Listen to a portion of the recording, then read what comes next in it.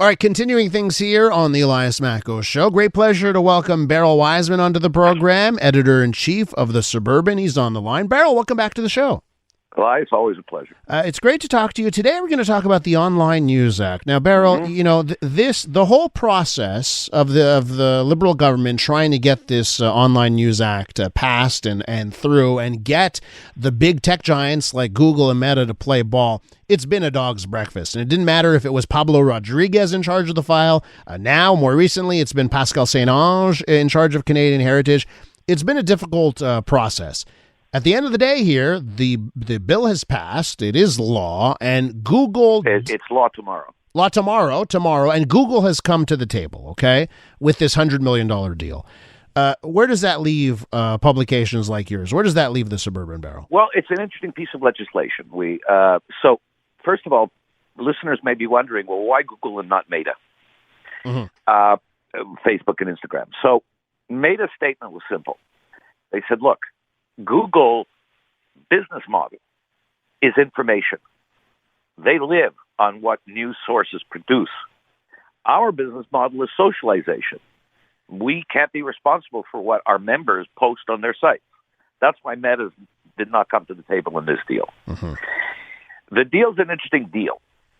It, unlike the old days, you know, not even the old days now, like your sister stations that play music. Every time a song is played, there's a royalty, right? This isn't a royalty arrangement. Yeah. This is $100 million. Only 7% will go to the CBC because that's funded by the government. It will be allocated at $17,000 per journalist. Not freelancers, per full-time salary journalist. Salaried journalist. Well, that includes you, buddy. Yeah. Because this was pushed by Bell Media and Post Media as much as see, we don't. The news business, curiously, has no lobby. There's no NRA. It has newspaper associations, media associations, and give it awards, but it's got no lobby as such. So it was the big guys that really did the heavy lifting and said, "Hey, wait a minute, we're producing this content, and these guys are profiting from the content through advertising. It's not right. It should be treated as music was treated." So they're going to do it by $17,000 per journalist.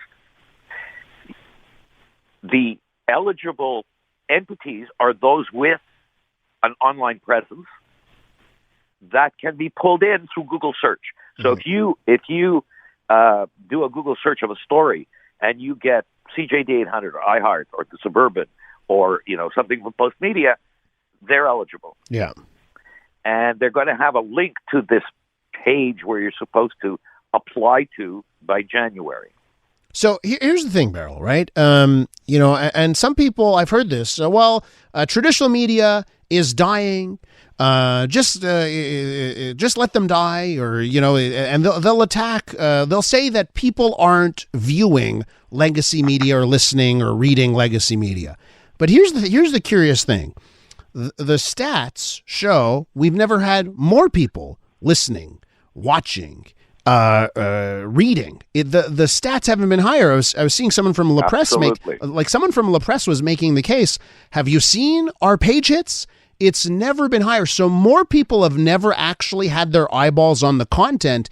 The issue here is that those eyeballs don't bring in any money anymore because of the tech business model has blown everything up. So with that in mind, Beryl, is this a fair way of trying to solve that issue? I'd like to answer your question in two parts. Yeah. So first of all, you anticipated what I was going to say. Legacy media now has a broad definition. So legacy media means newspapers, hard copy. It means the online presence of those newspapers. It means the online presence of CJD. It means the online presence of CTV. That's legacy media. So people shouldn't have an impression that it's just hard copy. New media, category 2, is TikTok and Instagram, which sadly are now called media. It is not media. It is some form of information process. It's a lot of self-indulgence. There is some decent citizen journalism, but that is not media. And God help us if as democracy we end up getting most of our news from there, because everything that we all do, the push technology, and I include push technology, the front page of a hard copy press, but also the apps that push out breaking news. Mm-hmm.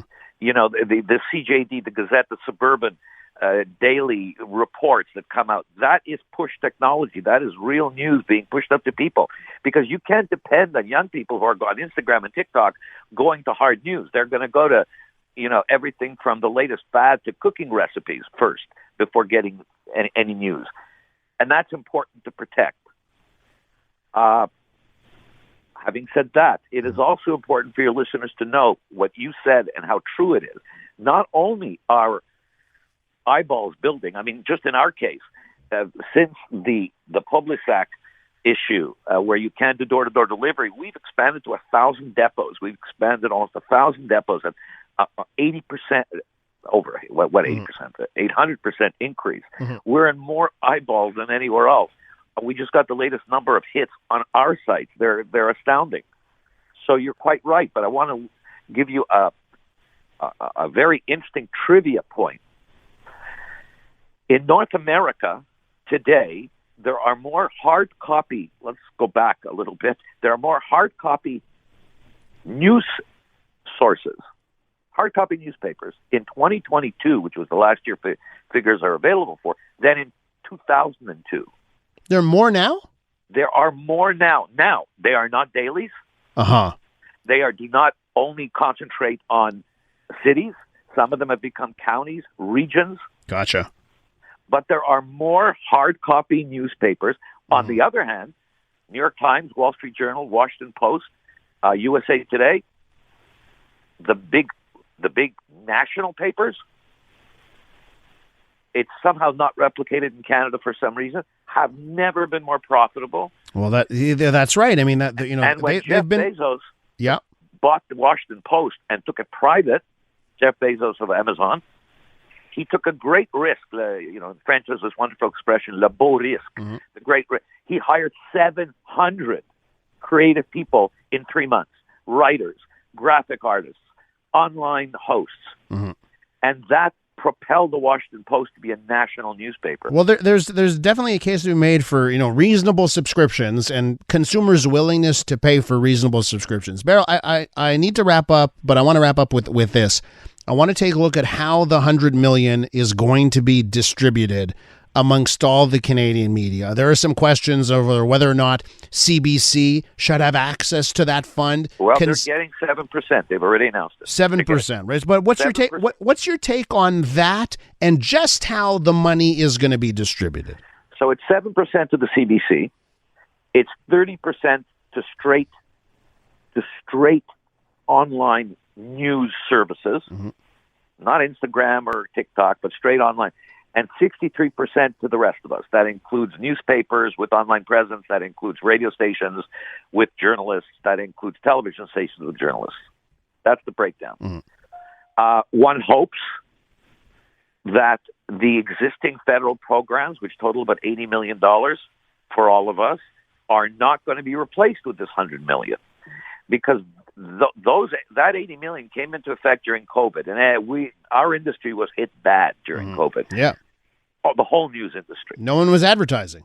But I want to tell your listeners something, and I had this concern. Readers had this concern that if government starts funding, they'll have a say in editorial. I've got to say, Elias, you and I are friendly enough. You know that I don't exactly pull any punches. Of course. And never in the 3 years of COVID was there even a suggestion, a hint, a call from the feds or the provincials about anything we were writing. Yeah, and Beryl, listen, we'll call it as it is. Perhaps one of the organizations that's been calling for this type of funding has been Post Media, right? And Post Media is very critical of the Trudeau Liberals, right? It is that. So I think there is a case to be made there. That's not happening. That was a pleasant surprise, but this is a straight business decision and not without precedent. As I said, the precedent is and exists on the music stations. Yeah. You play a song, there's a royalty. And Beryl, let me tell you something. We pay the royalty at CJD too. When we come in from break and we're playing some popular music, royalty gets paid. That's why we stopped playing Grimes, because we don't want Elon Musk to get any more money. Right? I didn't know that. You know, Elon's rich enough. We don't need to give his baby mama even more dollars. I didn't know that. That's terrific. But we still play Grimes because we like her. Beryl, we got to leave it there. Thanks so much. Elias, always a pleasure. Beryl Wajsman is editor-in-chief of The Suburban.